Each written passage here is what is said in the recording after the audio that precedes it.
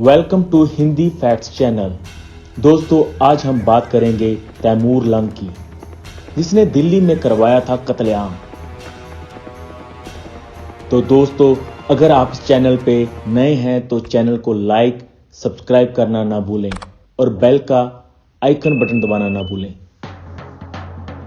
Taimur lung के 90,000 सैनिक समरकंद में दाखिल हुए तब पूरे शहर में उनके एक जगह जमा होने से धूल ही धूल फैल गई।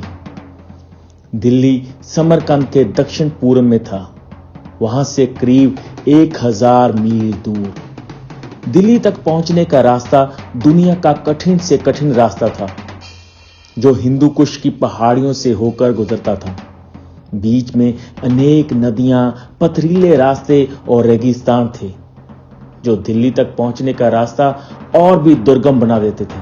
तैमूर की सेना का सामना भीमकाय हाथियों से होना था, जिनको तैमूर और उनकी सेना ने कभी नहीं देखा था। उनके बारे में उन्होंने सिर्फ कहानियां सुन रखी थी कि वो आनन फनन में ना सिर्फ घर और पेड़ उखाड़ फेंकते थे, बल्कि सामने की दीवार को भी रौंदते हुए चले जाते थे। उनकी सूरों में इतनी ताकत थी कि वो उनमें लपेटकर किसी भी सैनिक को नीचे फेंककर अपने पैरों से कुचल सकते थे। उस समय दिल्ली की हालत भी ठीक नहीं थी। फिरोज की मौत के बाद 10 सालों के अंदर एक के बाद एक दिल्ली में 5 बादशाहों और उनके पोतों और उनके छोटे बेटे ने राज किया था। दिल्ली की अंदरूनी हालत ये थी कि वो एक तरह से किसी भी बाहरी हमलावरों को हमला करने के लिए न्योता दे रही थी। और इतिहास ऐसे बहुत से खूनी और वहशी दरिंदों से भरा पड़ा है, जो कहने को तो बादशाह थे, पर काम लुटेरों और हथियारों से भी बढ़कर करते थे। इनमें से ही एक नाम है तैमूर लंग का, जो 14वीं सदी का शासक था, जिसने तैमूरी राजवंश की स्थापना की थी। भारत में मुगल साम्राज्य का संस्थापक बाबर तैमूर का ही वंशज था। समरकंद से बाहर निकलते ही चढ़ाई शुरू हो गई। तैमूर के सामने सबसे बड़ी चुनौती थी अपने 90,000 सैनिकों के साथ उनकी दुगनी संख्या में घोड़ों को किस तरह से दुनिया की छत के पार ले जाया जाए। रास्ता इतना खतरनाक था कि कई घोड़ों ने वहां फिसल कर अपनी जान गंवा दी। एक समय ऐसा भी आया कि कई लड़ाइयां जीत चुके तैमूर को घोड़े की पीठ से उतरकर एक साधारण सिपाही की तरह पैदल चलना पड़ा। उनका अनुसरण करते हुए उनके सिपाही भी पैदल चलने लगे। दिल्ली पहुंचने से पहले तैमूर ने तकरीबन 1 लाख हिंदू लोगों को बंदी बना लिया।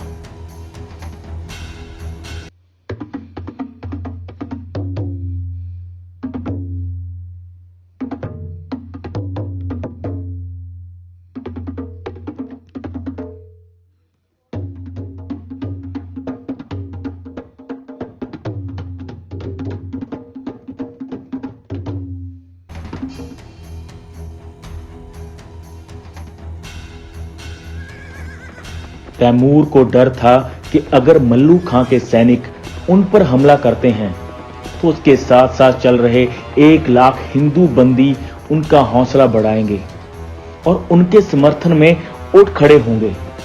तैमूर ने अपने डर की वजह से उसी जगह पर एक एक बंदी को मारने का आदेश दे दिया। तैमूर के साथ चल रहे धार्मिक मौलानों तक की ड्यूटी लगा दी गई कि वो इन बंदियों को अपने हाथों से कत्ल करें। मानवता के इतिहास में इस तरह की क्रूरता का कोई दूसरा उदाहरण नहीं मिलता। उस समय तैमूर को एक और चिंता भी सता रही थी। उन्होंने अपनी आत्मकथा मुल्फजत तैमूरी में लिखा, मेरी सबसे बड़ी चिंता थी ताकतवर भारतीय हाथी। हमने समरकंद में उनके बारे में कहानियां सुन रखी थी और पहली झड़प में हमने उनके कारनामे भी देख लिए थे। उनके चारों तरफ जीरे बख्तर लगा होता था और उनके पीठ पर होंदों में मशाल फेंकने वाले लोग, तीर अंदाज और महावत बैठे रहते थे। ऐसी अफवाहें थी कि हाथी के बाहरी दांतों में जहर लगा होता था, जिनको वो लोगों के पेट में घुसा देते थे। तैमूर ने अपने तीर अंदाजों को आदेश दिया कि वो हाथियों पर बैठे महावतों को अपना निशाना बनाएं। लड़ाई शुरू होने से पहले तैमूर ने घोड़े से उतरकर जमीन पर सजदा कर जीत की दुआ मांगी। तैमूर ने देखा कि एक इलाके में हाथियों के कारण उनके सैनिकों के बीच कोलाहल है। उसने इसके लिए पहले से ही योजना बना रखी थी। अब उसको अमली जामा पहनाने का वक्त आ गया था। उसने अपने सैनिकों से कहा कि वो पीठ पर सूखी घास और लकड़ी लांदे ऊंटों को आगे करे।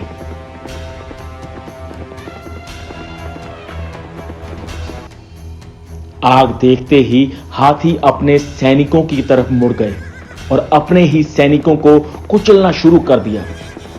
नतीजा यह हुआ कि मल्लू खां के सैनिकों के बीच अफरा तफरी मच गई। इसी बीच तैमूर खां खुद जंगे मैदान में घुस गया। अपनी आत्मकथा में तैमूर लिखता है कि अपने एक हाथ में तलवार और एक हाथ में कुल्हाड़ी पकड़ ली। मैं दाएं बाएं तलवार और कुल्हाड़ी चलाता चल रहा था।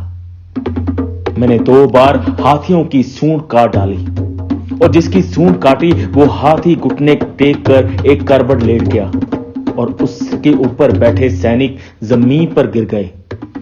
तभी शहर से निकलने वाले बड़ी बड़ी मूंछों वाले हिंदी सिपाहियों ने हमारा रास्ता रोकने की कोशिश की।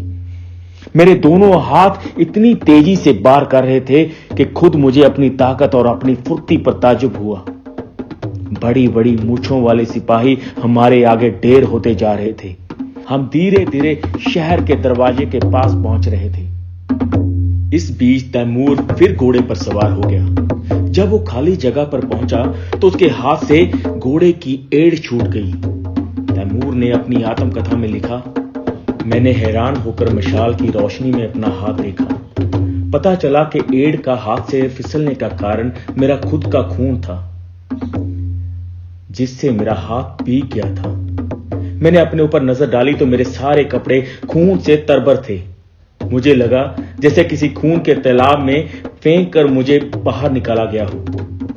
जब मैंने अपने शरीर को देखा तो पाया कि मेरी दोनों कलाइयां घायल हो चुकी हैं और मेरे दोनों पैरों पर 5 जगह घाव लगे हुए हैं। लेकिन तब तक तैमूर के सैनिक दिल्ली के अंदर दाखिल हो चुके थे। अगली सुबह तैमूर एक विजेता की तरह अंदर दाखिल हुआ। दिल्ली की दीवारों के भीतर तंबू गाड़कर आनन फनन में तैमूर का एक बड़ा दरबार बनाया गया।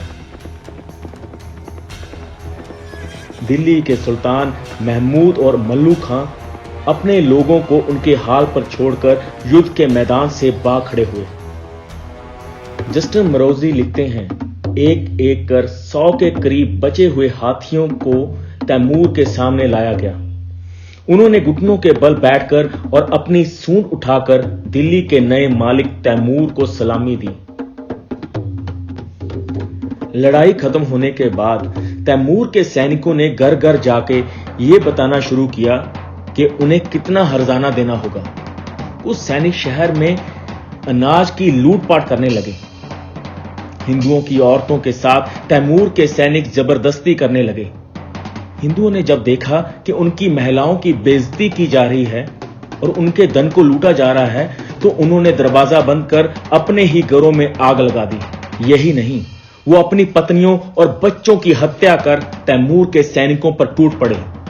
इसके बाद तो दिल्ली में वो नरसिंगार देखने को आया कि सड़कों पर लाशों के ढेर लग गए। तैमूर की पूरी सेना दिल्ली में घुस आई। थोड़ी देर में दिल्ली वासियों ने हथियार डाल दिए। मंगोलों ने दिल्ली वासियों को पुरानी दिल्ली तक खदेड़ दिया। कुछ लोगों ने मस्जिद की एक अहाते में शरण ली। तैमूर के 500 सैनिकों और 2 अमीरों ने मस्जिदों पर हमला कर दिया। वहां शरण लिए एक एक व्यक्ति को मार डाला। उन्होंने उनके काटे हुए सिरों की एक मीनार बना ली और उनके कटे हुए शरीर चील और कुत्तों के खाने के लिए छोड़ दिए। लगातार 3 दिन तक यह कत्लेआम चलता रहा। तातार सैनिक दिल्ली वासियों पर इस तरह टूटे जैसे भूखे बेड़ियों का झुंड बेड़ों के समूह पर टूटता है। नतीजा ये हुआ कि अपनी धन दौलत, जवाहरातों और इतर के लिए मशहूर दिल्ली जलते हुए नर्क में बदल गई, जिसके कोने कोने से सड़ रही लाशों की बदबू आ रही थी। अपने शामियाने में आराम कर रहे तैमूर को इस कत्लेआम की कोई बनक नहीं थी। तैमूर दिल्ली में सिर्फ 2 हफ्ते तक रुका। तैमूर की कभी भी शासन करने की दिलचस्पी नहीं थी। राज्यों को जीतने का ही उसे जुनून था। एक अनुमान के अनुसार तैमूर की सेना ने अपने सभी हमलों और युद्धों में लगभग 2 करोड़ लोगों का कत्ल किया था, जो उस समय की कुल आबादी का 5% था। ऐसे नरसंहार और कत्लेआम के बाद दिल्ली को उबरने में पूरे 100 वर्ष लगे।